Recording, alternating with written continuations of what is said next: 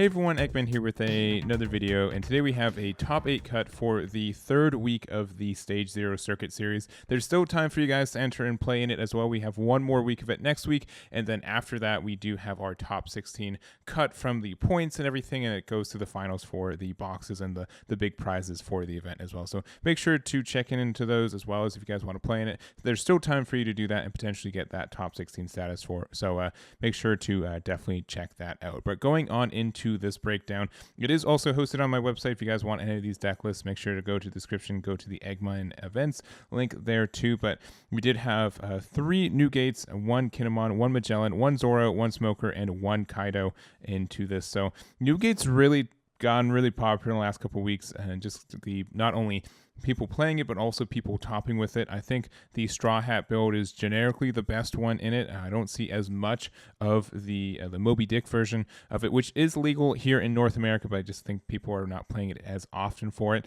which is really interesting. And honestly, looking at the top 3, they're all Newgates, right? So Newgate was undefeated and also had 2 X1s in this event, which is pretty silly for this deck, especially for something that, again, it did get some tops in the past couple weeks, but wasn't really like a really popular deck until I would say like this past weekend. We saw the Top Cup events that we got 7 out of the 16 spots for both the Saturday and the Sunday tournament, so that's quite a bit there, and it's just a really kind of popular deck, I think, in the last couple weeks. And we're gonna have to see if the meta kind of adapts to ways to counter this deck and kind of do well against it, and just kind of my opinions on that as well. We also do have the total breakdown. The only kind of deck that was really represented and didn't get it in the top 8 is the Emporio. We did have 5 of those. It was the second most popular leader, and we didn't get any into this top 8, which is really interesting.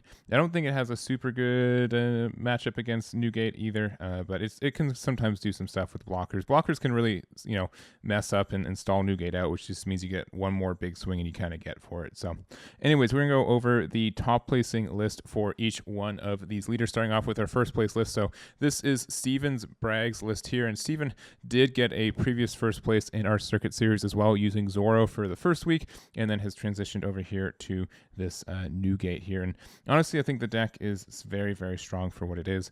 I think it's generally better than Zoro too, to be honest, if you like that playstyle, being very aggressive and everything. I think it's a little bit more complicated than Zoro 2. It's a little bit more calculating and kind of setting up of what you want to do, what you want to kind of leave room for your opponent to do, and just kind of everything that goes with that as well. But going into this list too, I'd say it's pretty standard. 3 ace is probably the max that I would go for this deck, as well as I do like the Newgate in this build too. I think some builds try not to run Newgate as much, but it's really good in the mirror match. In the mirror match, I think dropping a Newgate just kind of helps you win the game. Maybe against something a little bit quicker, or something even a little bit more defensive oriented, switching it out for maybe like some Zoros or something could maybe help, but I think a lot of people are on Newgate right now. It just means that the 9-drop is great for the mirror match, and if you're able to just find more of those than your opponent, you sometimes just win because of that too. So I do like the add of the Jozu, 2 copies of this. It's just a 2K counter, which is great. And if you need to have like one more swing, if your opponent has enough blockers to kind of mess up your math and stuff, being able to get this rush card too for this card is great. You just have to have 2 Dawn underneath it. Might even be 1. Is it 1 Dawn? Yeah, just 1 Dawn and 2 less life, which is both very easy in Newgate. So I think being able to have like one more 5K swing with this is sometimes really make or break for the matchup in general. But other than that, pretty standard for what we're seeing. We've been seeing that this deck is just very great at what it does, very flexible in its plays, and just puts a lot of pressure if you're not really expecting it. So congrats to Steven on their finish there. And then next up we have our 4th place. This is Kevin's Kinemon, and we've been seeing less and less Kinemon since this game, at least since set 2 came out. Honestly, no one was playing Eustace Kid in this event there, but I think Eustace Kid is just strictly better than Kinemon in this meta, by and large. I don't really think, like, the Okiku on turn 1 still is a fantastic play, don't get me wrong, but it's not really doing much, especially against something like the Whitebeard, where they just don't really care about board control as much early game. They're just going to keep hitting you in the face a lot. All of these kind of Okikus, Yamatos, and everything else that this deck has, especially without it having any counter power, is a little bit rough for how it kind of approaches other matchups, and if it gets kind of poked itself as well. So I think this is a kind of on the lower end of how viable it is. I don't even know if I'd put this at tier 1 anymore. I think green is very strong, and I am going to be curious if more people people end up switching back to Kid and if they see any results for it. But that is my prediction, at least.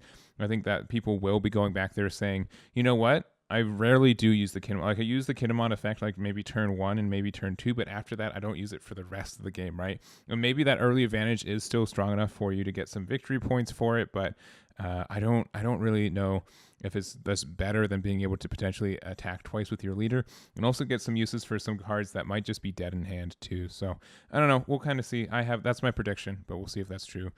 In general, I think Kinemon does have a lot of value for what it does, and you are like, if you find your Odin on curve, you do a lot of damage, and it's essentially the same thing as an Usus Kid leader.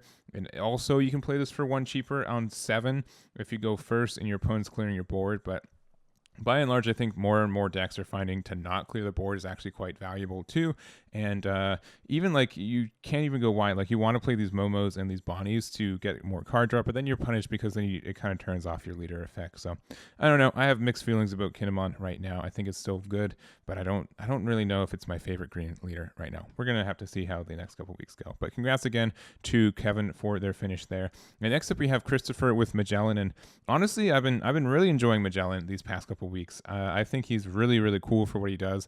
And I could be memed on for this, but I honestly think it does have a pretty good matchup against Newgate, especially if they are going first and they want to try to play that Newgate as soon as they can. Being able to just drop down a Magellan to unramp them by 1, which means that they're 1 more turn away from their 9 drop, which means they're guaranteed to take 1 more damage. It really kind of swings the matchup back to your side a lot of the time. So that's something I think is very strong for this deck. You obviously want to go first in this deck too, just because you do get to play your Magellan on curve, but I really do like this deck. And the fact that you get so many free like +1Ks on this leader to make it a 6K means that it's very good in Newgate. So I think this is a good leader against Newgate personally.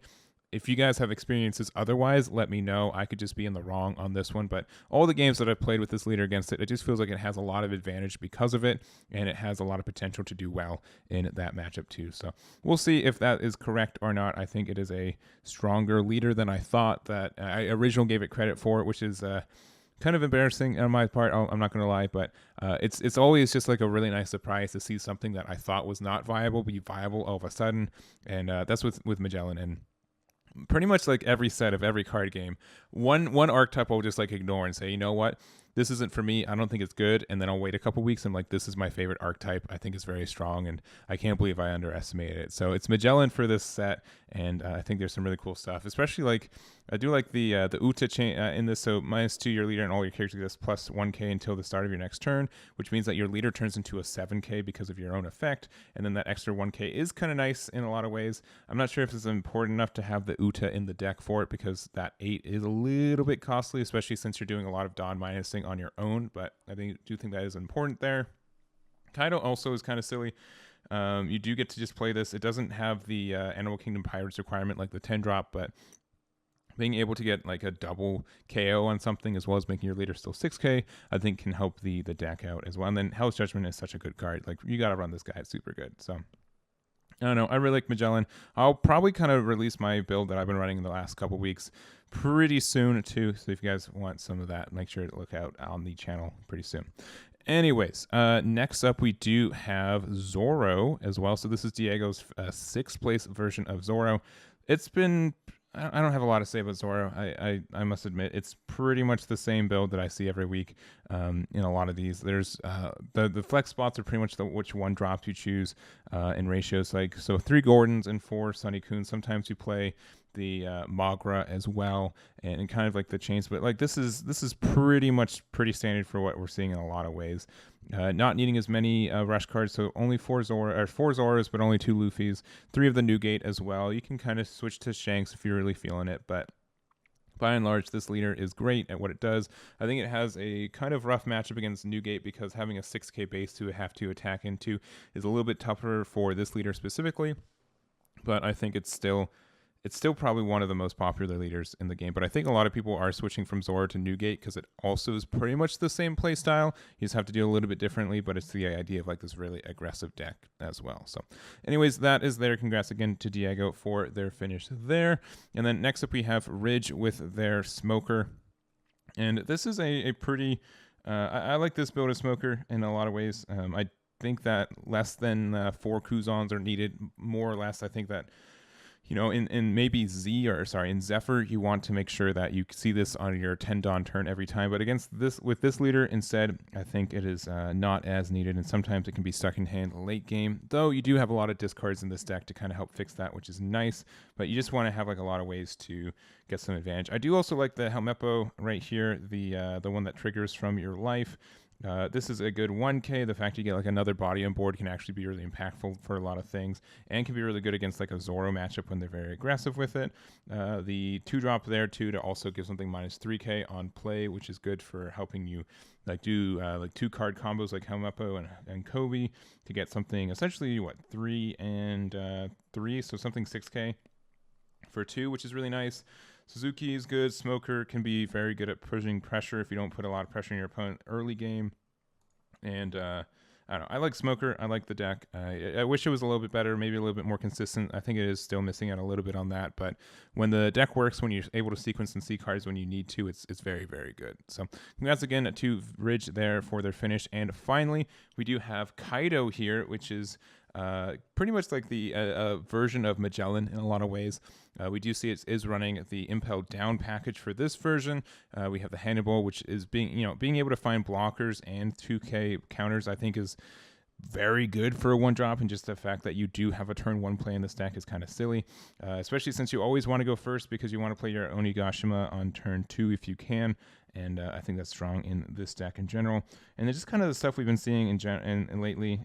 I think they ended up being 3-2, so they were kind of ramped up into 8th place here. But Kaido's just honestly like this. I'm not sure if you guys would get this, but I think it's just like a worse version of Smoker most of the time, because it's like kind of wanting to do the same thing of like being control based and being able to get like a lot of interaction and get rid of a lot of destruction of your opponent's cards and stuff, and kind of tempo it that way. But at the same time, it's pretty inconsistent for what you do. You're going to have a lot of dead cards in hand because of just how this deck works, and I think that's something that you do have to be a little bit wary of for a deck like this. But if you're able to sequence it right, if you're able to get Onigashima on curve and only see 1 throughout like the entire game, you're usually in a really good spot. But in general, I don't know, it's just not as consistent as it was in set 1. In set 1, it wasn't really consistent either. So I don't know. I like Kaido a lot, and it's a shame of just how it's a little bit too slow and clunky for what we have right now. But I do appreciate people trying it out, still being able to do running. I think Impel Down is definitely the version of the deck that I would be running if I did it. I think there's a lot of good stuff for it, and still congrats there for Greyson on their finish. And if you do see like a Magellan on curve, you can also maybe screw up like a Newgate or some other deck that always wants to hit like the same kind of Dawn threshold. But I don't know. You're always going to have more Dawn in this deck if you find your Onigashima, which is nice, and I think that's something to really think like this Magellan can do a lot of work as well. But that is going to be it for me. Thank you guys so much for watching. I really do appreciate it. Again, if you guys want to enter this tournament series, make sure to check out the description for the link below. We have 1 more week before our top cut there, and that will be it for us again. So thank you so much for watching, and I'll catch you all next time.